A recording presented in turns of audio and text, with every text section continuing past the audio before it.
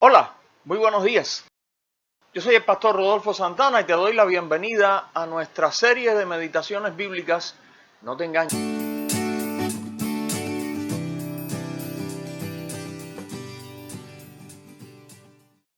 Continuamos acá con nuestra serie No te engañes. Cada semana hemos visto que hay personas que se engañan a sí mismos, pues se hacen la idea de que van a ir al cielo y en realidad están yendo derecho al infierno. Como contábamos el primer día la historia de aquel hombre que tomó el tren equivocado y al final no llegó a donde él pensaba que estaba yendo, sino al extremo opuesto. Hemos visto que no importa a dónde tú pienses que vas, lo que importa es a dónde estás yendo en la realidad. Hemos visto en la Biblia algunos casos de personas que se engañan a sí mismos y hemos visto, por ejemplo, entre ellos el caso de algunos que les gusta escuchar de buena gana la palabra de Dios, como el rey Herodes que escuchaba de buena gana a Juan el Bautista hasta que le cortó la cabeza. Existe el caso de aquellos que cuando tienen problemas le piden a los cristianos que oren por ellos, como hacía el faraón de Egipto con Moisés, que ante aquellas plagas, aquellos castigos de Dios, le pedía a Moisés, oren por mí, óranle a Dios para que quite esto. Moisés oraba, Dios escuchaba y el faraón seguía igual. Está el caso de aquellos que viven entre los cristianos, están entre los cristianos todo el tiempo, o buena parte del tiempo, como era el caso de Judas. Judas vivía con los 11 apóstoles, él era uno de los 12, siempre estaba con ellos, siempre estaba con Jesús, participaba de todas sus cosas, hasta el día en que decidió traicionar a su maestro por dinero. Están las personas que son muy religiosos y creen en Dios, como el caso de Nicodemo. Vimos la historia en la Biblia. Este Nicodemo era un hombre muy religioso, de hecho era maestro de religión, por supuesto que creía en Dios, él enseñaba de la palabra de Dios, y Jesús le dijo, Nicodemo, si no naces de nuevo no puedes ver el reino de Dios, hablándole de este cambio profundo, radical que necesitaba experimentar Nicodemo y todos nosotros en nuestra vida. Y la semana pasada estábamos hablando que existen personas que tienen un buen concepto acerca de Jesús. Creen que Jesús era lo máximo, un buen maestro, un buen hombre, un buen predicador.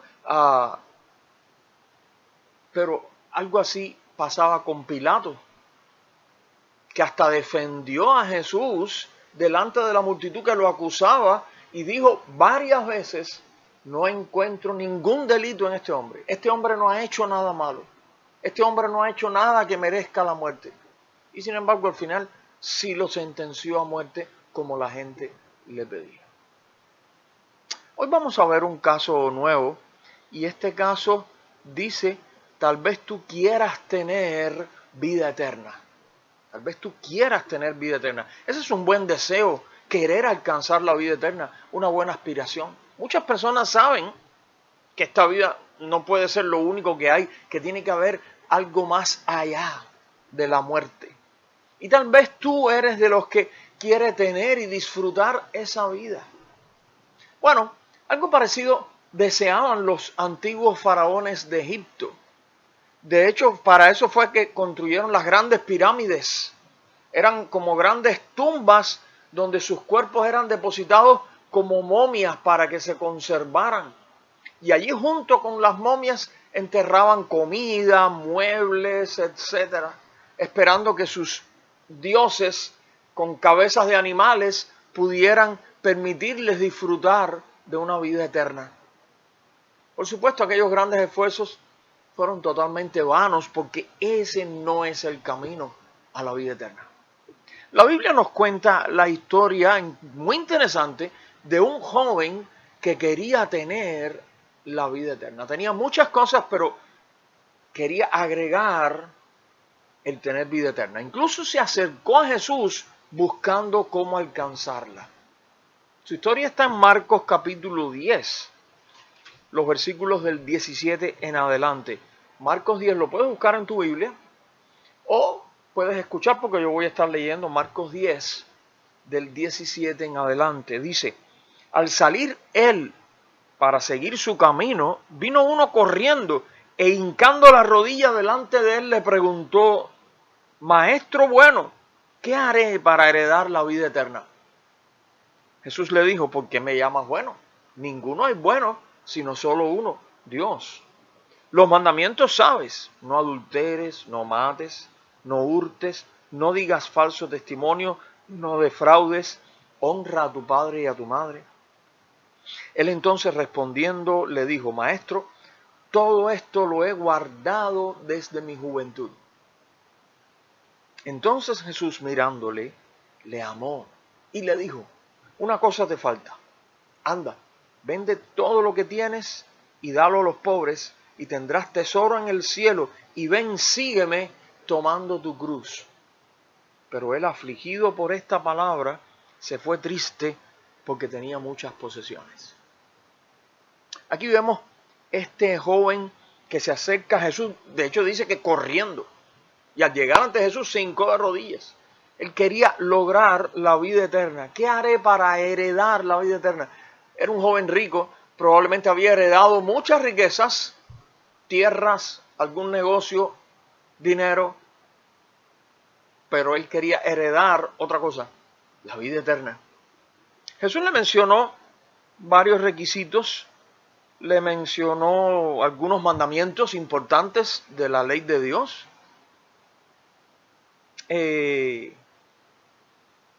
Para ver por dónde estaba la conciencia de este hombre, ¿verdad? De ser obediente a Dios, de ser pecador, de ser ¿cómo?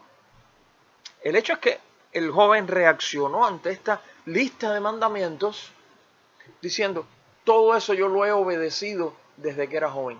Otros traducen desde que era niño. Todo esto lo he guardado, dice esta traducción, pero el sentido es todo esto lo he obedecido. Yo no sé qué crees tú. ¿Te parece que él de verdad hubiera obedecido todos esos mandamientos sin fallar ni en uno, ni una sola vez? Yo no creo eso. No lo creo posible. Por tanto, me parece que una respuesta más honesta debió haber sido, Maestro, yo siempre he querido obedecer esos mandamientos, pero ciertamente a veces he fallado. A veces he fallado, a veces he sido desobediente, a veces he sido rebelde. Por favor, ¿qué puedo hacer? ¿Cómo puedo encontrar perdón para eso? Eso hubiera sido más honesto. Pero me llama la atención, Jesús no discutió con él acerca de ese punto. Ya Jesús le había dicho, antes de que el muchacho empezara a decir aquellas cosas, ya Jesús le había dicho, bueno, hay solamente uno, Dios. Ahora Jesús lo que le dice, ok, ¿sabes qué? Te falta una cosa. Como has cumplido, como has obedecido, te falta una cosa. Y ahí entonces fue cuando le dijo, vende todo lo que tienes y dáselo a los pobres y ven y sígueme tomando tu cruz. Siempre me ha llamado la atención por qué Jesús le pidió eso a este joven, si hasta donde sabemos, él nunca le pidió eso a nadie más. Él nunca le exigió a ninguno de los 12 discípulos que vendiera lo que tenía y se lo diera a los pobres y viniera y lo siguiera de esa manera. No. Pero obviamente Jesús conocía el corazón de este joven, como conoce nuestro corazón. Y él sabía que detrás de aquella fachada que él mismo se ponía, el joven, de cumplidor de los mandamientos, de un hombre que había sido muy obediente a Dios, estaba el corazón de un pecador como todos nosotros, como todos lo somos. Falible, imperfecto. Y entonces Jesús lo que hizo fue poner el dedo justamente en la llaga ahí donde le dolía. Sabía que la debilidad, diríamos, de aquel hombre era su desmedido amor, apego a las cosas materiales. Entonces Jesús dijo, ok, vamos a hacer algo. Despréndete de todo eso para que puedas tener la vida eterna. Dice la historia que el joven se fue triste, afligido. Que sepamos, es la única persona que vino a donde estaba Jesús y se fue triste. Todos se iban contentos, todos iban felices, todos iban satisfechos, todos iban dando alabanzas a Dios. Aquel hombre no, se fue triste, afligido, pensando en las muchas posesiones que tenía. Aunque podemos aprender muchas cosas de esta historia, lo que queremos fijarnos es en lo siguiente. ¿Fue suficiente para este joven el desear tener la vida eterna? Acuérdate que él llegó expresando que él deseaba alcanzar la vida eterna. Vino corriendo a donde estaba Jesús porque él quería saber cómo alcanzar la vida eterna. Sí lo deseaba, pero eso no fue suficiente. Porque Jesús llevó la conversación al lugar donde el joven mismo podía darse cuenta que había una cosa que él deseaba todavía más que la vida eterna. Y esa otra cosa eran las cosas materiales, sus posesiones materiales, sus posesiones en esta vida. Él deseaba eso más que la vida eterna. ¿Cómo lo sabemos? Porque Jesús prácticamente le puso a escoger. Le puso ahí en una balanza la vida eterna, tus posesiones materiales. ¿Quieres esto? Despréndete de esto. Pero él no quiso desprenderse de los bienes materiales, por tanto, está demostrando que para él eran más importantes que la vida eterna. Así que según esta historia, no es suficiente el querer tener la vida eterna. Si tú quieres tener la vida eterna, eso es bueno, pero no basta con quererlo. La Biblia nos enseña que Dios nos ama y nos ama de una manera que ni siquiera podemos entender. La Biblia enseña que Dios desea que nosotros estemos con Él eternamente. Más que nosotros estar con Él, Dios quiere estar con nosotros. Pero también la Biblia nos enseña que Dios es absolutamente santo. Santo. Por eso es que ningún pecador puede ni siquiera acercarse a Dios. La Biblia enseña que nuestro pecado forma como una pared, un muro de separación entre Dios y nosotros. Y no es culpa de Dios, es culpa nuestra por ser pecadores, por ser rebeldes. No basta entonces con tener deseos de alcanzar la vida eterna. Acuérdate que hay un muro de separación. Y ese muro es a causa de nuestro pecado. A causa de ese pecado merecemos la muerte y la muerte eterna. Ya hemos visto que dice la Biblia que la paga del pecado es la muerte. Fue por eso que Jesucristo, siendo Hijo de Dios perfecto y santo, murió en este mundo como si fuera un vil pecador para pagar entonces la culpa, no de él no tenía ninguna, la culpa nuestra, la culpa de nuestro pecado.